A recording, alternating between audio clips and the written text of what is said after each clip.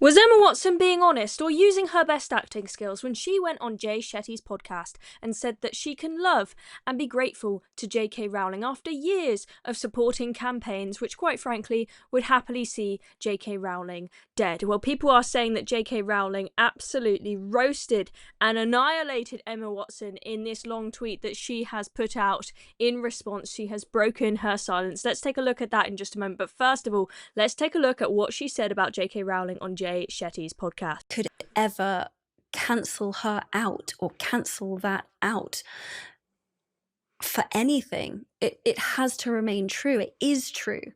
And this is where this holding of these, I just don't know what else to do other than hold these two seemingly incompatible things together at the same time and just hope maybe they will one day resolve or co-join themselves, and maybe accept that they never will, but that they can both still be true. And I can love her. I can know she loved me. I can be grateful to her. I can know the things that she said are true. And there can be this whole other thing. And my job feels like to just hold all of it. But the bigger thing is just what she's done will never be taken away from me. So that was a very long and flowery way of her essentially saying, I can still have love and gratitude for JK Rowling despite our differences when it comes to the trans debate. But JK Rowling has actually not been too impressed by this. So she doesn't seem to think that is that genuine. She's broken her silence. JK Rowling, we know that she's very quick to put out a fiery tweet when someone says something absolutely ridiculous about gender. But she's been pretty, kind and gentle towards Emma Watson's views, as we will see when we read through this tweet. But she has decided to put out this very carefully worded tweet to basically say she doesn't think it's genuine and she doesn't think that that is enough after years of supporting organisations like Mermaids, for example, that would say horrible things about JK Rowling. So let's see what she says.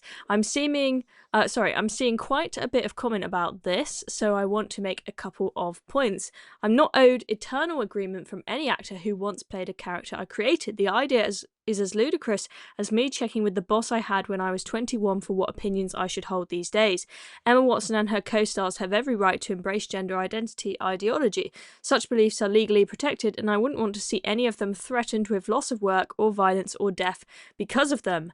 However, Emma and Dan in particular have both made it clear over the last few years that they want to think our former professional association gives them a particular right, nay obligation, to critique me and my views in public. Years after they finished acting in Potter, they continue to assume the role of de facto spokespeople for the world I created. So be very, careful and kind there initially to say they're allowed to have their own views, but she's not really going to let Emma get away with suddenly acting as though she's always been nice to JK Rowling all along the way. She says, when you've known people since they were 10 years old, it's hard to shake a certain protectiveness. Until quite recently, I hadn't managed to throw off the memory of children who needed to be gently coaxed through their dialogue in a big scary film studio. For the past few years, I've repeatedly declined invitations from journalists to comment on Emma specifically, most notably on the witch trials of JK Rowling. So this was like a podcast that went through all of JK Rowling's controversial views. Ironically, I told the producers that I didn't want her to be hounded as a result of anything I said.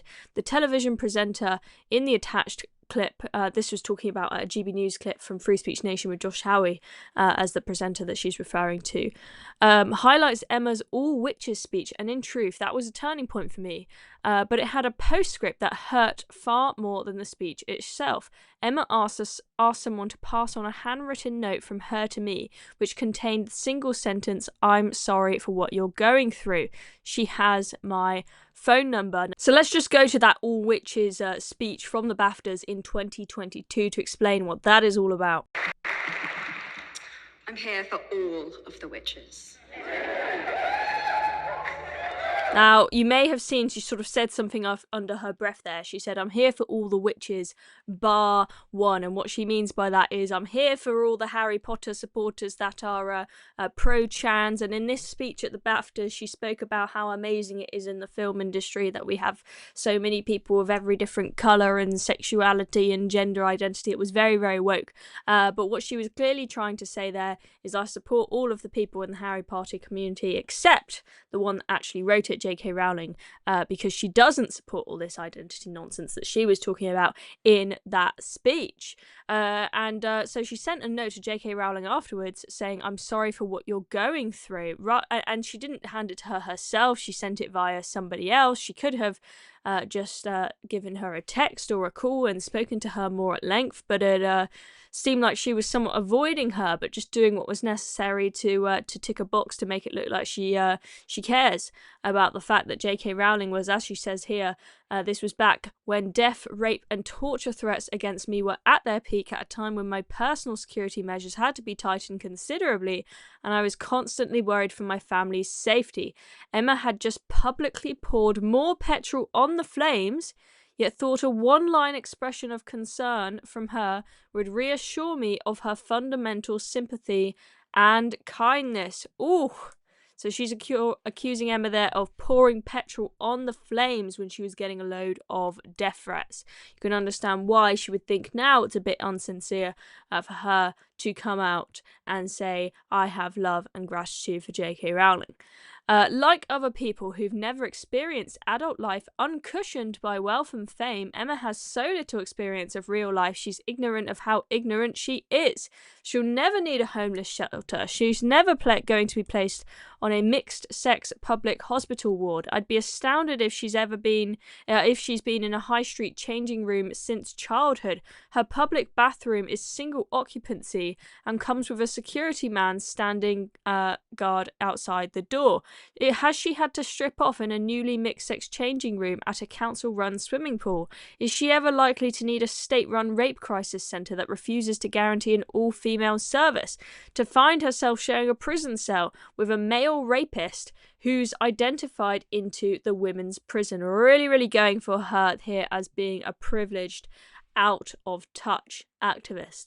JK Rowling says, "I wasn't a multimillionaire at 14. I lived in poverty while writing the book that made Emma famous. I therefore understand from my own life experience what the trashing of women's rights, in which Emma has so enthusiastically participated, means to women and girls without her privileges. The greatest irony here is that, had Emma not decided in her most recent interview to declare that she loves and treasures me, a change of tack I suspect she's adopted because she's noticed the full-throated condemnation of me is no longer quite as fashionable as it was, I might never have been this honest. Adults can't expect to cozy up to an activist movement that regularly calls for a friend's assassination, then assert their right to the former friend's love, as though the friend was in fact their mother. Emma is rightly free to disagree with me and indeed to discuss her feelings about me in public, but I have the same right and I've finally decided to exercise it." Wow, not holding back at all. And really, I think making the key point, and you see it not just with Emma Watson, but so many of the celebrities that are constantly talking about trans and diversity and all this love and kindness, they are out of touch. They live in a gated community, they live in a bubble, they don't understand the issues that normal women will go through as a consequence of this gender nonsense. As she said that, she mentioned council-run swimming pools. There have been, reports coming out of swimming pools that have had mixed gender changing rooms put in place, where the number of people sexually assaulting people in the changing rooms, the number of men putting their phones over the doors where women are trying to get changed and filming them, or just filming them if they're getting changed out in the main changing area. It's absolutely disgusting. People like Emma Watson don't have to go through that.